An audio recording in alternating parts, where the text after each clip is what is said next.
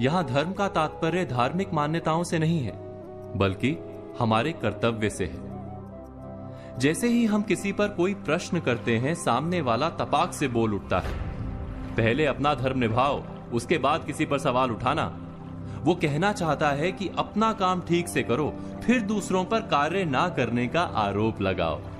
हम अक्सर एक दूसरे पर उसके धर्म पर खरे उतरने की मांग करते रहते हैं, बिना ये सोचे कि धर्म वास्तव में क्या है, उसकी हमारे जीवन में कितनी भूमिका है।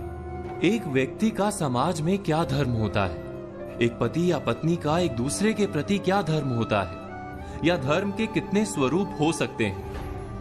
वैसे तो धर्म के अनेक पहलू हैं, लेकिन सबसे खास बात धर्म की यह है कि वो सबको जिम्मेदार बनाने की बात करता है। और जो भी इस संसार में है उसका अपना एक धर्म होता है। उदाहरण के लिए, पेड़ का धर्म है छाया और फल देना, नदी का धर्म है जीवनदायी जल बनकर बहते रहना, बादलों का धर्म है जल बरसाना, और सूर्य का धर्म है प्रकाश देना। इसी प्रकार मनुष्य का धर्म है उदार होना, सदाचारी और सद्व्यवहारी होना। मनुष्य का एकमात्र धर्म है प्राणी मात्र के प्रति उदारता का व्यवहार।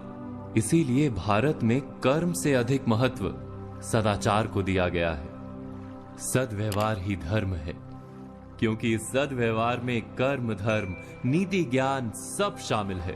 धर्म के अनेक रूप और प्रकार होते हैं, उसमें से एक रूप को एक कहानी के माध्यम से समझाने की कोशिश करते हैं। एक संत थे, नाम था क्षम्य मुनि।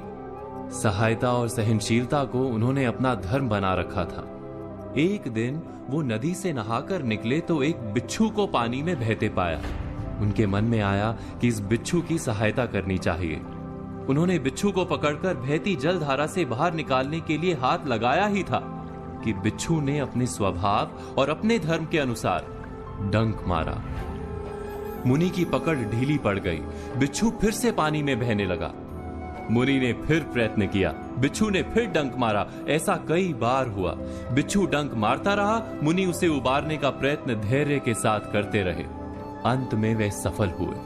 बिच्छू को जीवन दान देकर मुनि आश्रम की ओर जाने लगे, तब तट पर उपस्थित लोगों ने प्रश्न किया कि आपने उस डंक मारने वाले बिच्छू की प्राण रक्षा के लिए इतना कष्ट क्यों सहा?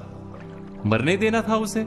क्षम्य मुनि बोले, यदि बिच्छू अपने डंक मारने के धर्म का त्याग नहीं कर रहा, तो मैं सहायता और सहनशीलता के अपने धर्म को कैसे त्याग दूं? अपने धर्म पर चलते हुए कष्ट सहना ही तो तप और जीवन है।